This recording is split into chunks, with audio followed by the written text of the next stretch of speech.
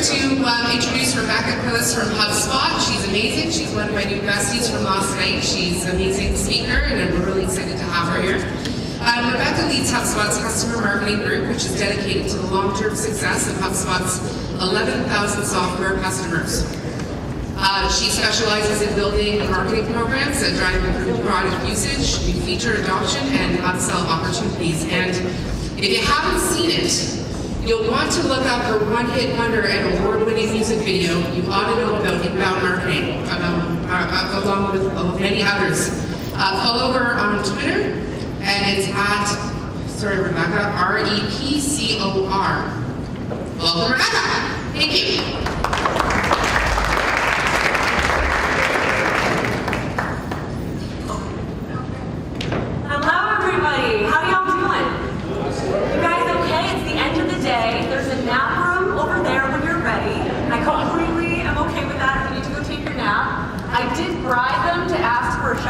Espresso be added to every single table for you all, but it looks like they didn't do that, but that's okay. We can still go with it. I know these conferences can be really draining, right? When you just have your brains open and you're just hoping to learn as much as possible. It can be really, really tiring, so I understand. I will do my best to be as energetic as possible for you all. I want this to be a really educational session for you. I want it to be a little fun. I want you to learn a lot, and I want you to take a lot of information home. That's really important to me. I want this to be tactical, and really that you get to go home with a new strategy that you can use to grow your own businesses. Does that sound good? Yes. Awesome. So inbound marketing is a topic that I am incredibly passionate about. We'll talk about inbound marketing at depth. And the reason why it's so great is because it really is the future for how we as marketers will do our jobs moving forward. And we'll talk about what that shift is, how we can take advantage of it, and how you can start executing it yourselves. So my name is Rebecca Corliss. I am at RepCor on Twitter, REPCOR, as Kate wonderfully spelled out for you all. She's laughing. I'm from Boston. Let's not talk hockey today. I'm a little sad, but maybe it's better that I come with a losing team today than a winning one. Maybe I'll be Oh yeah? I've been in HubSpot for a little over 5 years now, which is very long in HubSpot time. We will be 8 years old this summer, so very, very proud of that. And my career at HubSpot has been very focused on creating content, running inbound strategies, and helping businesses grow themselves. That's really been our focus. So there are 4 key things that we're going to talk about today. One is we're going to talk about this inbound shift. What is inbound marketing? Who has heard of inbound marketing? Raise your hand. Okay, a few folks. Looks like maybe a third. And everyone else is too tired to raise their hand. So I'm just kidding. So it looks like about a third. So we'll talk about inbound shift, what it is, why is it here, and what can we do with it. From there, we'll go into the crucial role of content. We've talked about content quite a bit at this conference, which is fantastic, because it really is a key piece to the inbound marketing methodology and how we can grow our businesses. Then we'll go into social as a channel, specifically as a channel. And then our fourth section, that's where the magic really happens. That's when we really talk about how to use inbound marketing to generate leads and drive sales. I really believe in creating these conversion paths. So as we're making our footprint online, we're ultimately guiding people to a point of sale. How can we actually track real revenue, real sales, real rentals, whatever your primary goal might be, back to our inbound marketing efforts. So let's start from the beginning, the inbound shift. And I begin with the thought that has been really prevalent through many of the talks today, which is about the idea of this disruption, this change, this new evolution. And the way I like to think about it is marketing as we know it has been disrupted. So think of the tried and true ways that we have done marketing. They're becoming obsolete, which is a little scary. So why is that? Why are the ways that we've done marketing for years and years and years becoming obsolete? Why is this happening? Well, 2 reasons, I believe. One, the way that consumers shop and buy has completely changed. Buyers are now 100% in the driver's seat.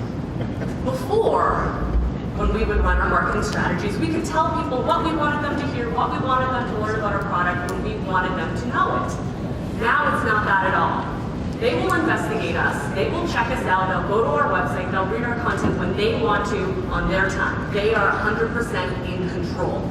A little scary. I don't know if there are any other marketers out here. I'm a control freak. I don't know if you are. So to know that I'm not in control anymore is a little scary. So we need to think about how to adapt to that. And then there's another piece. Technology has also changed to make it easier for buyers to block out our messages when they don't want to hear from us. So not only do they not want to be bothered when they don't want to be bothered, they now have the mechanisms to block us out when they want to block us out. So let's think about that and through a few different marketing channels that we've used for quite some time. So TV advertisements. Think about how you consume or don't consume TV advertisements yourself. And it turns out 86%, these are all stats from the US, but 86% of United States folks actually skip and fast forward through television ads because they record their program. And think about how expensive those are as well. So it's a little bit intimidating. Email. Yes, an online tactic, sure, but 91% of folks unsubscribe from emails if it's from a person they do not know. Really interesting. So it's very, very important that you are making sure you are the ones that you're communicating with are people who already expect your messages. That's really key. 44% of folks throw away or hopefully recycle any direct mail that they get to their physical mailbox. And then finally, there are 200 million people on the American Do Not Call list. So not only is this 200 million people that you couldn't call if you wanted to, it's also a really interesting testament to the fact that people don't want to be called if they don't know you. They don't want to hear from you unless they want to hear from you. So then, how do I make it so people want to hear from me, want to learn from me, want to receive my messages, want to interact? And that's where inbound comes in. That's where inbound comes in, because guess what?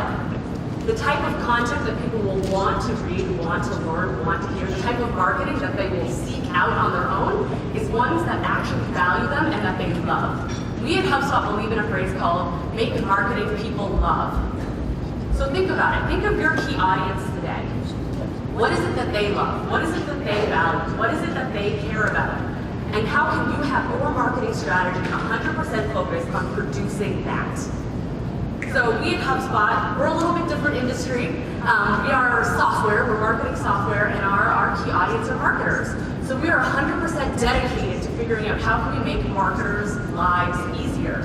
So in your case, if you're hoping to attract renters, how can you make renters' lives easier? How can you help them? How can you produce value for them? How can you educate them? That's a wonderful form of value through education. And that's really what inbound marketing is all about, because if you can imagine, if you're the most helpful guy or gal on the block, you're the one that people love, they're going to come to you on their time. That's their choice. And that's really what inbound marketing is all about. So let's read the textbook definition. Inbound marketing is a holistic, data-driven approach to marketing that attracts individuals to your brand and then converts them to lasting customers. So attract and convert are very two important words that we'll use quite often. Attract obviously being that first step, attracting them to your website in this case, and convert actually being the point in which they're not an anonymous visitor anymore. Visitors are great, but they're just almost an ego-centric metric. How many people are checking me out? When someone converts, it's actually a point when they unveil themselves and now they're a human with a name, phone number, email, whatever it is you might need in order to do business with them. So that's why it's that two-step process. So now when you start comparing traditional marketing to inbound marketing, there's a lot of key things that come to play. One, the tools are very different. So we mentioned some, cold calling, spam emails, things like that. But now inbound, thinking about SEO, how to use search engines, thinking about how to use blogging to deliver value, very attraction-based. Another way to think about it is that inbound is very customer-centric. So think about how well you treat your customers today. It's all about making sure they have wonderful homes, they're happy to be part of this community. You're all about serving them. Why should that only start once they buy? How can you have that exact same mentality in the beginning when you're trying to attract them to you? Because that's what's really going to bring them coming in waves and rows and really excited to do business with you because you're the most helpful person. That's really what inbound is all about. So there's two main points when you're thinking about creating your inbound strategy. First is content. You've heard about all sorts of ways to deliver and create content today. Content is the vehicle to deliver your value. Because it works at scale, specifically online. There's so many ways that you can create content, so many different formats, so many things you can do, from blog content, maybe a key piece we'll talk about today, interactive tools, a tool that helps someone do their search better, or learn about a neighborhood, photographs, videos, presentations, or ebooks. People love ebooks. Ebooks are very successful these days. People love something they can download and print to maybe take with them as they do their research. Really, really helpful. And when you're creating this content, you shouldn't make them all brochures about you. You should make them vehicles to actually help them answer their questions. And the next piece is context. Context is where it gets really, really interesting. And this is why inbound marketing is a holistic approach. It's not just about getting someone to your website, it's bringing them all the way through to point of sale. And what context helps us do is customize someone's marketing experience so it fits them and it values them. So I'm a person who loves rural neighborhoods and I like very family-friendly areas. Probably wouldn't make sense for your marketing to be very centric about bustling cities or fast-paced environments, something like that. You should learn about me as I interact with your website so you can now customize the marketing experience to what I want, I love, what I need. That's what context is all about. Really delivering that value based on what the person cares about. So I'm asking a lot of you to kind of change the way you're thinking about marketing. So I want to bring some good news. And it comes via this stat, which I find very, very interesting. And that's inbound marketing actually companies who have an inbound marketing strategy produce 54% more leads than those companies who don't. 54% more. Which is really, really powerful when you're thinking about growing your business, driving more demand, generating more leads.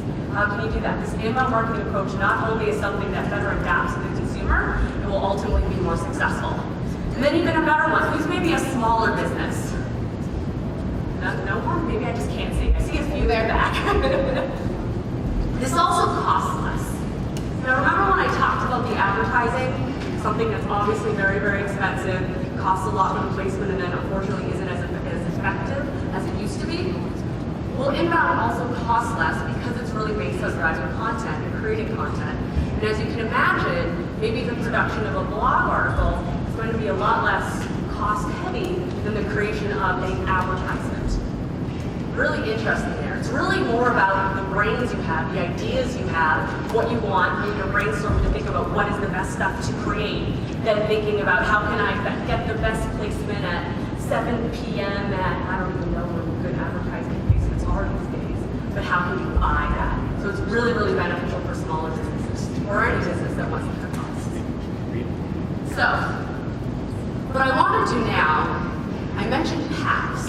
I really believe in paths to getting someone to the point of sale.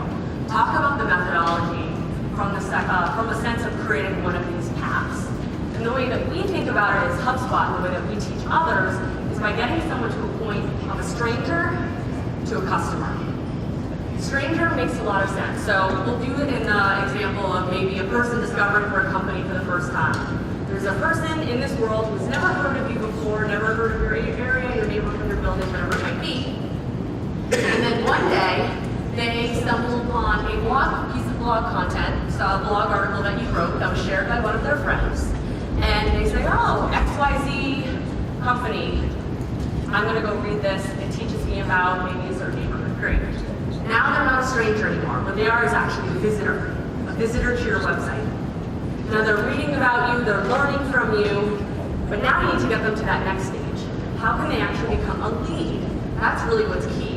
Ideally, you don't want them to just leave forever and never come back. Maybe it was great they had the visit, but that isn't necessarily going to drive business. So you get to a point where you convert them into a lead through, we'll talk about this even more, some sort of form or a landing page where they offer you more in-depth content in return for their information. Really interesting. Then hopefully they become a lead. You customize their sales experience based on what they want, what they care about, what they love, and then they become a customer. Now they're a customer, they live in your building, they live in your area, and now it doesn't end there. It should never end there. It should really be about delighting them. How can they be so thankful that they made that decision? So now they share it, they spread it others, they share your blog content, and now they're a promoter of your business. And that's where it's really, really magical. about how your audience can actually transition from step to step to step. That's what email marketing is all about. So now I want to start talking about some specific tactics to do this. And where I want to begin is in regards to content.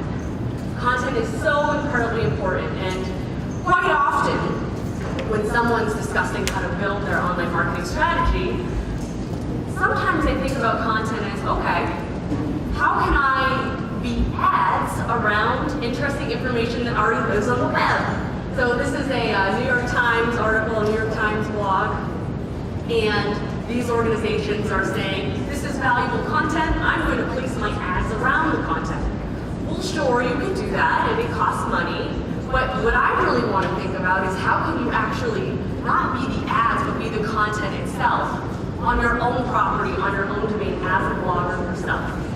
So in other words, how can you become the best news source for you? Because then what you can do is have your own ads, we call them calls to action, to guide someone through the buying path. Because how much does this little call to action on HubSpot's blog cost us? Absolutely nothing, because it's our own content. So what I encourage you all to do is think about how you all can become the best darn publication for your audience. Pretend you're a magazine writer, a magazine editor, and ask yourself, what are the things that my audience wants to learn? What do they value? If I create a publication that's directly for them, the best publication they could read, what is it that would be written or posted on that blog? And that's where you should go. The best way to start is to think about their questions. So I bet all of you who know your industries incredibly well could jot down 5 questions that you've been asked in the past 2 weeks by prospective buyers or prospective renters. Those questions are what you should be answering via your blog. That's what you should do.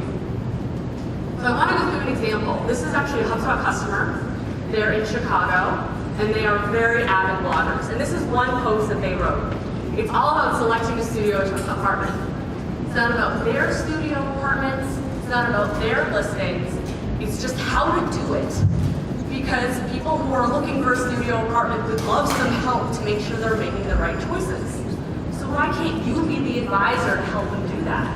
Because guess what? If you answer their questions, if you provide them value, you then generate trust. They then look to you as a resource, and they're most likely going to continue down the path if you consider your listings. Here's another great one. Tips for first-timers in downtown Chicago. Not about properties. It's about people moving to the area. Moving to a new city is really intimidating, and they want to make it easier. They want to greet people joining Chicago for the first time. So here's some ideas for how you should consider joining Chicago, coming to the city, how you can adapt, things like that. Because then when someone says, all right, I'm going to move to Chicago, I'm making the plunge, they'll probably look to that company when they're thinking of where should I live. Get it? They're answering questions. They're thinking about how can they be the most helpful publication for their audience. However, with blogging, it is not a short-term project. It is not something you do for a while and then give up. It really needs to be a long-term strategy. And what we found are those companies that are dedicated to blogging daily are the ones that are the most successful. Now that's a big ask at blogging daily, especially if you're doing blogging. So I would consider making it a long-term goal, especially if blogging may be new to you. But if you think about the publications that you follow most closely, the publications that you really care about, you're always checking in on, seeing what else to learn, the content you're sharing the most, it is regular content that you can expect, that you anticipate, and that can value. So that's really important. It also really helps Google in search results. So your search results on search engine like Google. Now, I could talk about how to rank well in search in an entire other presentation lasting 2 hours, but I wanted to drill down into one key concept so you can think about how to do it successfully. And really the 2 components are 1, context, and 2, authority. What context means is how is your content indexed in Google? So if your blog article was something that could go into a filing cabinet, which filing cabinet should it go into? So one of the past blog articles would probably go into Chicago studio apartments. So when someone's looking for Chicago studio apartments, their blog article will appear somewhere. And then the other piece is, well, how does it actually appear in the front of the filing cabinet? Because what's the likelihood they'll go through results and results and results? And that's where authority comes into play. And authority is driven by the amount of links, social shares, etc., really emphasizing the authority of that content. Because at the end of the day, Google wants to make sure it's showcasing the best possible content to its searchers.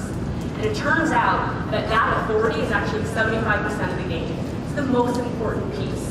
So when you're thinking about creating content, having a good search strategy, it shouldn't be, oh, how can I keyword stuff the best possible blog article? It should be about how can I make the most important, helpful content so it naturally and organically generates links, things like that. That's how you get better authority. And it turns out blogs actually get 97% more links than a static website.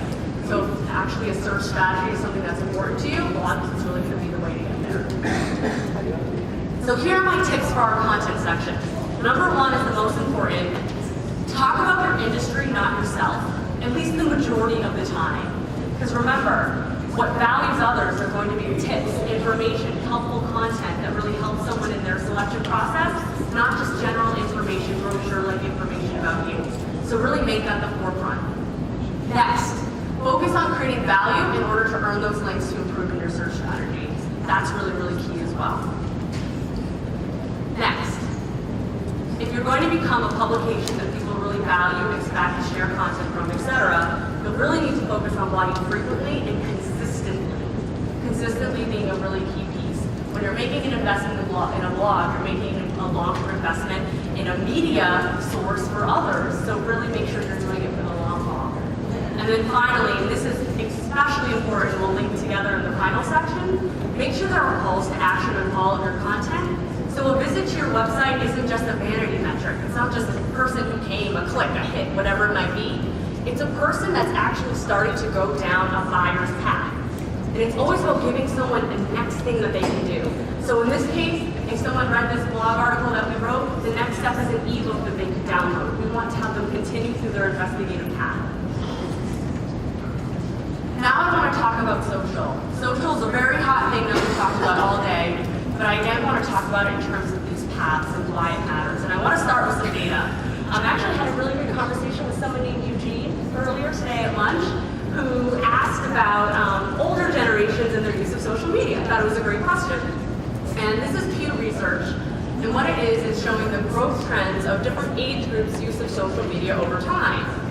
Overall, 72%, this is global, of global internet users are using social, which I find fascinating.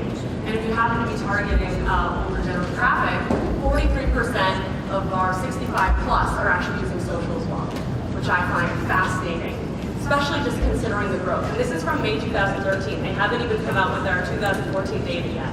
So I can't wait to see how it improves even from here. And then the question is, well, where? Where do I start? What do I use? What should I try? And Facebook is absolutely the winner in terms of usage from internet users. So in 2013, 71% of internet users were using Facebook on a regular basis. So when you're thinking about how you can distribute that valuable content, these are the social channels you should consider in order to do that. Makes sense? So here are our tips here. Number one, use your social as channels to distribute your best content. Best content being really, really important. You could really easily turn social into a spamming mechanism. Just because it's online doesn't mean it's inbound. Really think about how you can then make your social channel a valuable channel to distribute your content, help others, because as you're doing that, that's what's going to help you grow your reach. The sharing of your content is what will make people want to follow you on Twitter, like you on Facebook, whatever it might be, because people will want more of that awesome content that you're creating so they can keep learning from you. That's how that works. And then help others share your content. So I love the idea of social share buttons. So simple of a concept, but do really interesting things for you. One, are the actual mechanism to share content, easy. Two, reminds people to share your content, almost adds like a little reminder. And three, acts as social proof, which is really interesting. So in this case, I can't fully read the numbers. You can see that this post had 14 likes on Facebook. Someone might think, oh, 14 people before me shared this post on Facebook. Maybe I will too. Or maybe now I've discovered this post, I'll consider reading it because I can see that it's been appreciated so highly. Really great. And then really make it easy to follow you. When someone's having that positive experience with your marketing, as I hope they do, make it so they can actually follow you, continue to get your content. Don't make it hard to find. Don't make them go all the way to your Twitter profile. Have these opportunities front and center everywhere you go on your site. All right, my fourth and final section. You wonderful patient people in the background that probably just came from the last session.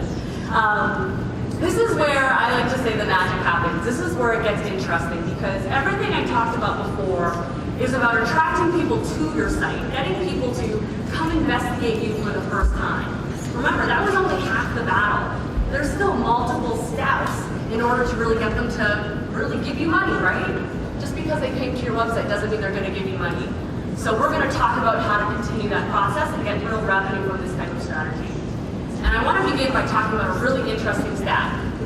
And that is 4.4% of new visitors, new first-time visitors, will actually convert to sale. So in other words, 95.6% of the people who come to your website for the first time will not purchase. And if they never come back, they will never purchase. So what does that mean? What that means is you as a marketer need to find a way to continue engaging with them and bring them back. Bring them back. And maybe in that first visit, if they're not going to buy, how can you maybe get a little bit of information about them so you can follow up later? And that's where the idea of this offer comes in. So a marketing offer is something that you can give to your audience that is of value in return for someone's information. So a few things that are really important. It needs to be darn valuable to have that be true. Two, they need to trust you in order to want to give their contact information to begin with, so their experience prior better have been very, very positive. That's what an offer is. So this is an example of a marketing offer that we have at HubSpot. Remember, we're here to educate marketers. We created an ebook that someone can download, really in-depth. It's for people who feel like they have boring industries and want to learn how to create content. We've studied this, we've researched this, and we came up with information to teach someone how to do that. And you can have it if you fill out our form. And if someone has learned from us plenty in the past, they'll be willing to do that. So what's an example in your world? So going back to that other company I mentioned in Chicago, what they've created is a guide to becoming a Chicago luxury renter. So how do you become a Chicago luxury renter? What are the steps? What is necessary? How do you even approach that? And it's not specific to them, it's specific to the industry, helping the person be successful. And so that way they generate trust. And in this case, if the first time visit was to their website and they stumbled upon this, but didn't buy in that instance, they at least can follow up because they've given that information. This is really, really, really key. This is how you connect the dots to sale. So let's look into the social to lead generation process, thinking about social as one of the channels. Number one, you're on social, you tweet a piece of your content, maybe in this case it's an ebook. That ebook you can receive via a form. If they fill out a form, they become a lead. It's a path. You're on Facebook, you share a piece of content, someone likes it, and then it goes to someone else. It's a blog post in this case. This new friend just discovered your blog post. On the bottom of the blog post is a call to action or a CTA. That CTA, they read the blog post, and that CTA leads them to a landing page. If they want the ebook, they can fill out the form and get the ebook, or whatever the offer might be in that case. One more, just to make sure it's really solid. I'm on LinkedIn, I post something. In this case, I post the product page, or maybe a listing, or something like that. It does make sense to share content about your business, as long as it's a smaller percentage and you're mostly focused on educating and helping others. On that product page, a call to action, a landing page, so on and so forth. You can see how someone through social can then become someone you can do business with. But the gut check is, will they love it? Remember, don't use your social channels as just a spamming mechanism. Use it as a way to add value, and because you added value, they're happy to begin doing business with you by unveiling themselves, so now you can continue in that process. So one more step-by-step example. Oh, you're not going to be able to read that at all. I'll do it from memory. So this is a LinkedIn post. It's actually about building personas. Personas is a really interesting concept in marketing. And it's a post that teaches you all how to do that. So if someone saw that on LinkedIn, they could read the read the post, learn from this blog article. Someone thinks, man, this was really interesting. I know how to do this now. I know how to create personas for myself. And look, there's a way I can keep learning through this call to action. Okay, I can click this call to action, check out, see what else they have to offer. In this case, it's an ebook. oh, I need to fill out a form. You know what? This company has really helped me so far, and it's worth it to me. This is really interesting, valuable content that will help me better at my job. It is worth it. So here are my tips for this section. Number one, so crucial. So many businesses aren't doing this today, which are use calls to actions and landing pages with forms.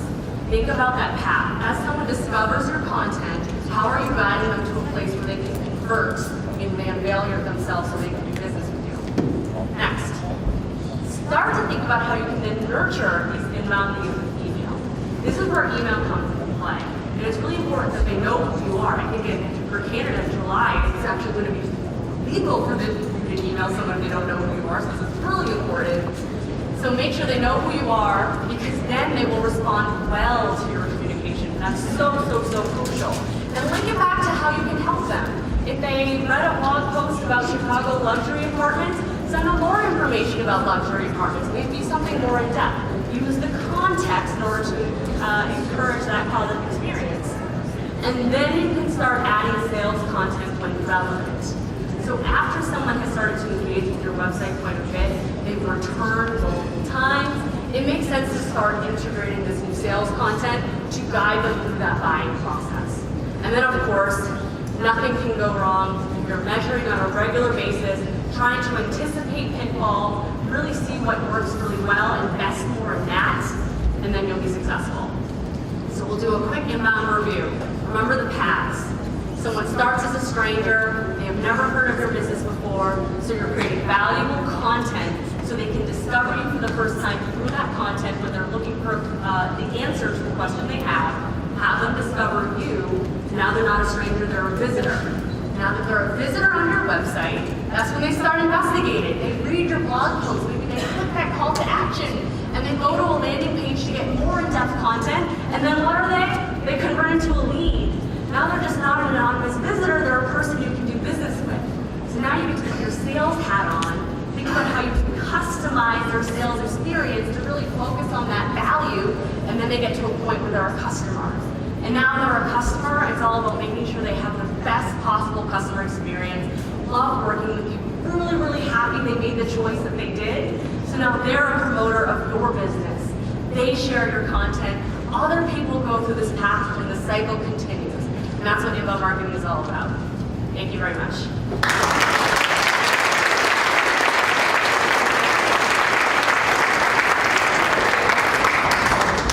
I think the next section of the prize is going to start momentarily, so I'm going to head to the back in the event you have any questions. I want to be as conscientious of time as I can. It's been a pleasure talking to you all. Enjoy the rest of your day.